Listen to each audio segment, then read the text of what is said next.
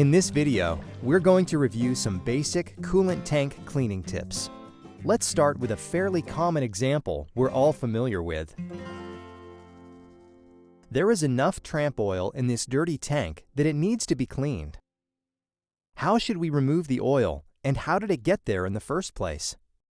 Haas machines use very little oil during operation.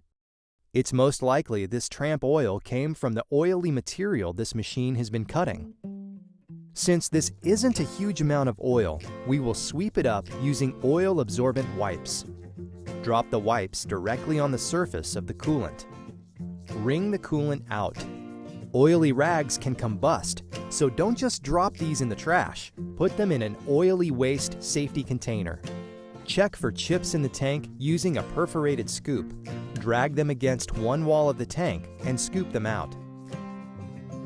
There are a couple of reasons why it's a bad idea to let chips pile up in your tank. For one, when you're topping up your coolant, how will you know how much room is in there? Those chip piles can take up a lot of tank space, enough to make a real difference. They also provide the perfect environment for oil-hungry bacteria to grow. We've cleaned the coolant surface and removed the chips. This tank is ready for top-up. Now, let's check out a tank with some real coolant problems. Judging by the thick layer of oil on the surface and the smell of rotten eggs, coolant maintenance on this tank has obviously been neglected. Let's investigate further. There is actually some coolant underneath this layer of oil. When we reach down to the bottom of the tank, we find an underwater mountain range of chips. This tank is supplying the perfect environment for bacteria to thrive. So, let's check the chemistry.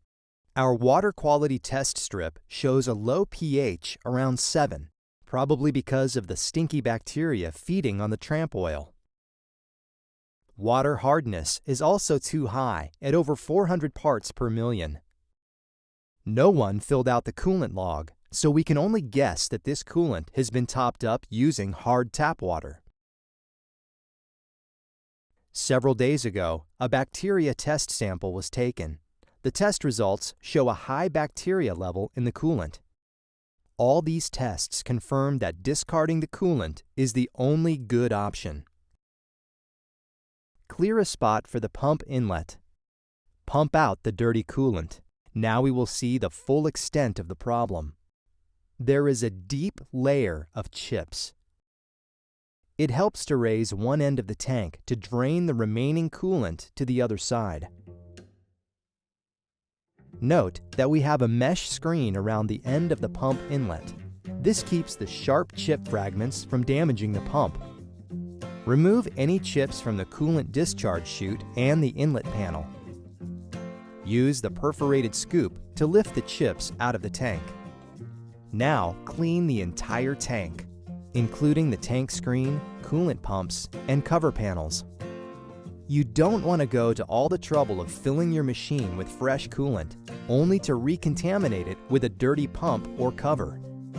Since bacteria took hold of this coolant, there is a good chance the other, less accessible parts of the coolant system are also contaminated. So, how do we clean these hard-to-reach areas? You could opt to use a biocide, but since these are hazardous chemicals, we recommend using a high alkaline cleaner instead to kill the remaining bacteria. Industry testing has shown that bacteria-contaminated tanks that are simply dumped and refilled without cleaning the entire system usually return to pre-dump bacteria levels within 4 days. Partially fill the tank with a 4% solution of water and alkaline cleaner. Run the coolant system for 2 hours. Make sure all the pumps are operating. Be sure to empty any areas in your coolant system where contaminated coolant may accumulate, like the washdown hose on our machine, for instance. Don't leave the alkaline mixture in the machine. You need to pump it out. And rinse the system with a 2% coolant solution for 30 minutes. Pump out the rinse solution. Your coolant tank and plumbing are now ready to be recharged. And remember, if you keep your coolant tank clean and your coolant's chemistry correct, none of this extra work should ever be necessary. Please check out our other coolant videos that deal with making a new charge, topping off an existing tank, and the tools of coolant. Also check out our overview of coolant maintenance. Thanks for watching.